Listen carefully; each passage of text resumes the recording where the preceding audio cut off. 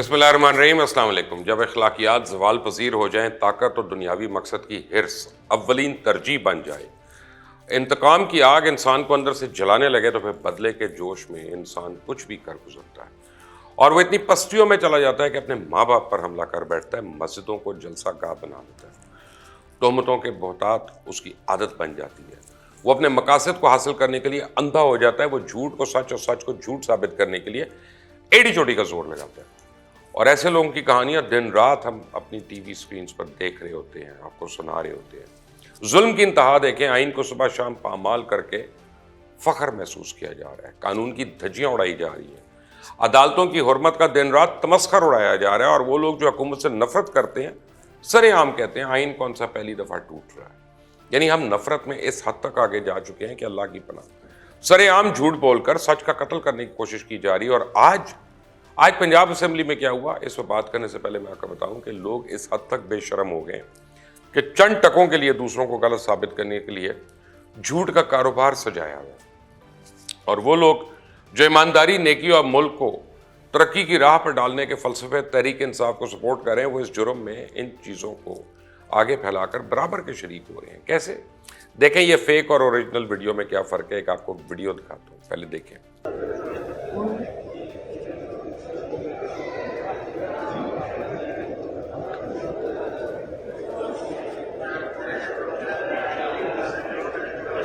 صاحب السلام علیکم، ٹھیک ہے سر۔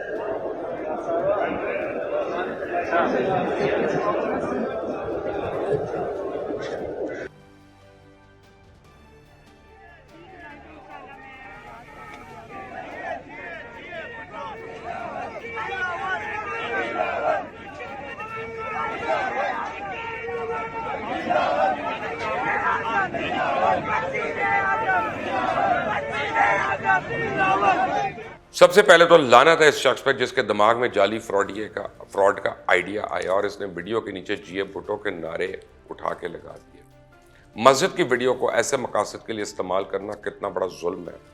پوری دنیا میں تحریک انصاف کی لان تان ہو رہی ہے، لوگ ان کو لعنت بھیج رہے ہیں۔ لوگوں نے رو رو کے کہا کہ اب ہم ان کو ووٹ کیا دیں، ان کو لعنت دے رہے ہیں، یہ ہمارے ملک کو کہاں لے گئے۔ ایک آڈیو مجھے آئی، میں آپ کو سنواتا ہوں کہ لوگ کتنے دکھی ہیں اس واقعے پہ۔ بسم اللہ الرحمن الرحیم۔ مبشر لقمان صاحب، اللہ تعالیٰ آپ کو خوش رکھے، میں آپ کی تجزیہ دیکھتا رہتا ہوں، لیکن یہ ایک انتہائی دل کو کرش کر دینے والی، دل کو ٹکڑے کر دینے والی یہ بات توہین رسالت کے زمرے میں آتی ہے کہ مسجد نبوی میں جہاں پہ صاف سورہ حجرہ کے مطلب مطالب لکھے ہوئے ہیں، اللہ تعالیٰ ہمیں معاف کرے، اتنی بڑی توہین ہم پاکستانیوں کو برداشت کرنی پڑ رہی ہے۔ کیا لوگوں کو پکڑا نہیں جا سکتا؟ میری آواز لوگوں تک پہنچا دے۔ 27واں روزہ ہے، لعنت القدر ہے، انہوں نے یہ کیا حرکت کر دی، پاکستان کو بدنام کر دیا انہوں نے۔ اللہ تعالیٰ آپ کو خوش رکھے، میری آواز پوری قوم سے بتائے اور معافی مانگے گڑ گڑا کے اللہ سے۔ دیکھیں یہ بات ہے، جب یہ رد عمل دیکھا گیا تو تحریک انصاف کے سوشل میڈیا نے ڈیمیج کنٹرول کرنے کے لیے اسی طرح کی فضولیات شروع کر دی اور بڑے پیمانے پہ وائرل کر کے یہ پیغام دیا کہ ہم نے مسجد کو جلسہ گاہ بنایا تو کیا ہوا۔ یہ دیکھیں، یہ بھی یہی کام کر رہے ہیں۔ یہ معاملہ نہیں ہے کہ کون غلط ہے اور کون صحیح ہے۔ پاکستانی قوم کی بدقسمتی ہے کہ یہاں حکمران چننے کے لیے دیکھا یہ جا رہا ہے کون کم برا ہے، کون کم چور ہے، کون کم فراڈی ہے، اور کون کم جھوٹا ہے، کون کم ظالم ہے اور کون کم جاہل ہے۔ لیکن بدقسمتی اس بھولی عوام کو نہ کبھی حقیقت پتہ چلی اور نہ ہی آگے پتہ چلنے کی امید ہے۔ لیکن الحمدللہ یہ سمجھتے ہیں کہ اپنے آپ کو ہم ہیں فنے خان۔ عمران خان نے کہا میں تو سوچ بھی نہیں سکتا کہ کسی کو ایسی جگہ پہ نعرے لگانے کے لیے ہدایات دوں۔ کیا کہا؟ Watch this.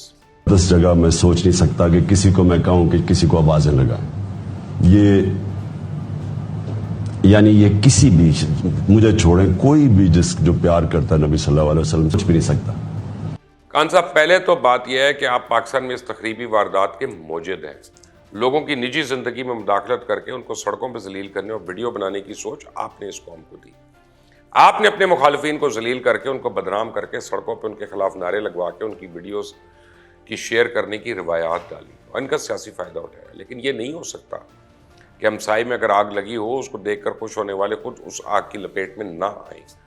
پہلے جمائمہ خان کے لندن سے چیخیں سنی گئیں جب ان کے گھر کے سامنے احتجاج ہوا، کیونکہ اب آپ کے مخالفین نے آپ کا علاج اسی طرح کرنے کا فیصلہ کیا جس طرح آپ ان کی عزت افزائی کر رہے ہیں۔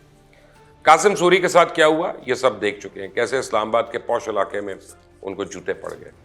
اس سے پہلے اسلام آباد کے ہوٹل میں تحریک انصاف کے سپورٹر اور نور عالم خان کی لڑائی وہ فکرے کسنے پہ ہوئی۔ اب شیخ رشید خود ایک دن پہلے پیشن گوئی کر رہے تھے کہ دیکھیں کل مکہ مدینہ میں ان کے ساتھ کیا ہوتا ہے، اوپر سے کیا حسین اتفاق ہے۔ اور مکہ مدینہ جو ہے وہاں جانے سے چوری جو ہے وہ کیا سمجھتے ہیں کہ مکہ مدینے والے لوگ دیکھیں ان کے ساتھ کل کیا کریں گے۔ کل ان کے ساتھ حرم میں یہ ڈر گئے کہ جہانگیر چیکو جو ان کے انتہائی قریبی ساتھی ہیں اور دوست عمران خان کے، وہاں ویڈیو بناتے ہوئے پائے گئے۔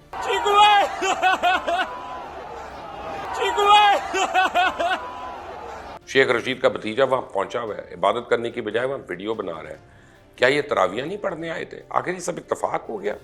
اس میں کچھ نہ کچھ تو حقیقت ہے کہ کیا شیخ رشید سے کوئی پوچھے گا کہ اس سے پہلے کس نے بتا دیا تھا کہ مکہ مدینہ میں یہ کام ہونے والا ہے اور اس نے پیشن گوئی کر دی۔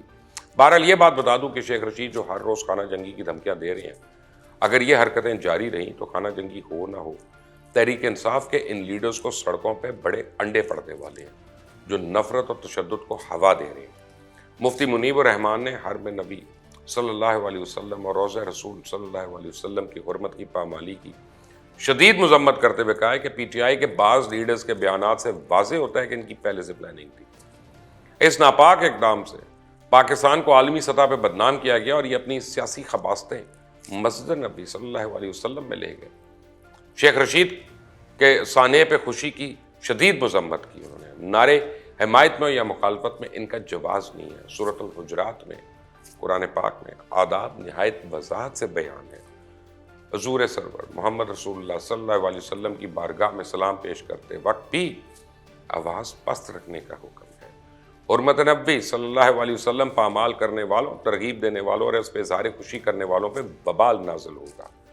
پی ٹی آئی قائدین کا مذمت کے ساتھ جواز پیش کرنا کھلی منافقت ہے۔ مریم نواز کا کہنا ہے کہ مسجد نبی میں افسوسناک واقعہ منصوبہ بندی کے ساتھ کیا گیا۔ ان لوگوں نے سیاسی دشمنی میں اتنا آگے بڑھ گئے کہ محبوب ہستی کا تقدس کا بھی خیال نہیں رکھا۔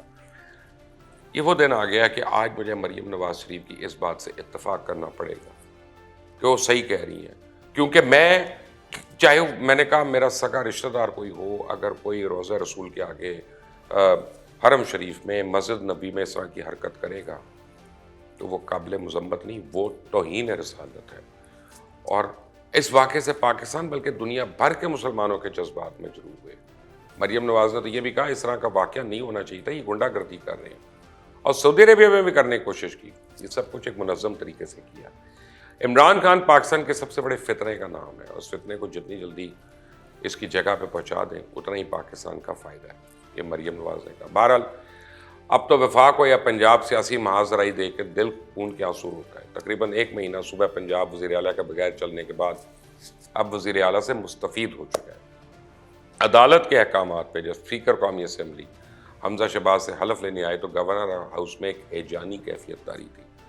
گورنر پنجاب عمر سرفراز چیمہ نے صدر مملکت سے رابطہ کیا اور کہا گورنر ہاؤس میں پولیس کے ذریعے گنڈوں نے قبضہ کر لیا، فوری طور پہ صدر مملکت رینجرز کی نفری بھجوائیں اور پہ حلف کی کارروائی کو آئین شکنی اور گورنر کی رضامندی نہ ہونے کا اعلان کر دیا گیا۔ ڈرامائی موڑ اس وقت آیا جب گورنر پنجاب عمر سرفراز چیمہ نے سابق وزیر اعلیٰ پنجاب عثمان بزدار کا استعفیٰ آئینی اعتراض لگا کے مسترد کر دیا۔ گورنر پنجاب کی جانب سے اسپیکر پرویز الہی کو لکھے گئے خط میں کہا گیا کہ عثمان بزدار کا استعفیٰ آرٹیکل 130 کے سب سیکشن 8 کے تقاضے پورے نہیں کر رہا۔ عثمان بزدار نے استعفیٰ گورنر کے نام دیا ہی نہیں، جس کے بعد عثمان بزدار نے اپنی کابینہ کا اجلاس بلا لیا، لیکن ان کی سیکیورٹی درمیان میں ہی انہیں چھوڑ کے چلی گئی۔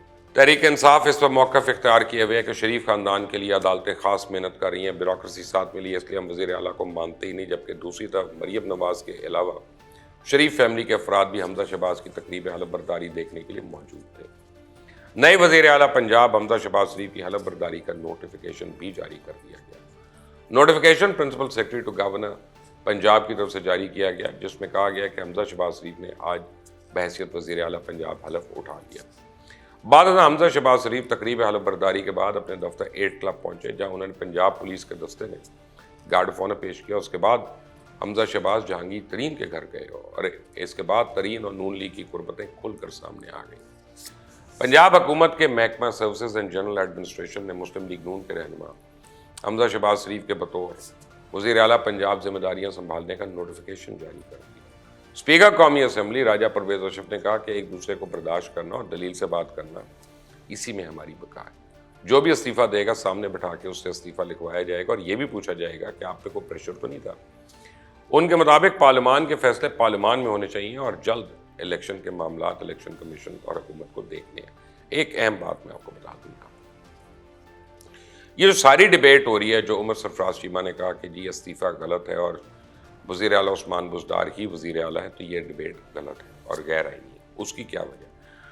اس کی وجہ یہ ہے کہ عثمان بزدار نے استعفیٰ دیا، بالکل دیا، اور انہوں نے اپنے استعفے کے اوپر اگر وزیر اعظم کا نام لکھا جو کہ ان کو گورنر کا لکھنا چاہیے تھا، وہ ایک غلطی ہے، سب کچھ ہے، لیکن جو اس وقت صوبے کے گورنر تھے چودھری سرور صاحب، انہوں نے اس استعفے کو ایکسیپٹ کر لیا اور انہوں نے اس کا نوٹیفیکیشن بھی اس وقت ایشو کر دیا، اور اس کے بعد پرائم منسٹر نے جو وزیر اعظم تھے اس وقت، انہوں نے پرویز الہی کے لیے نوٹیفیکیشن نکلوایا کہ وہ اگلے امیدوار ہیں پی ٹی آئی کے، اور پی ٹی آئی نے اس الیکشن میں بھی حصہ لیا جس میں مار پیٹ بھی ہوئی ہے، پرویز الہی کی وہ ٹوٹی ہوئی ہڈیاں بھی سامنے آئیں اور آکسیجن کے سلنڈرز بھی انہوں نے لیے ہوئے تھے۔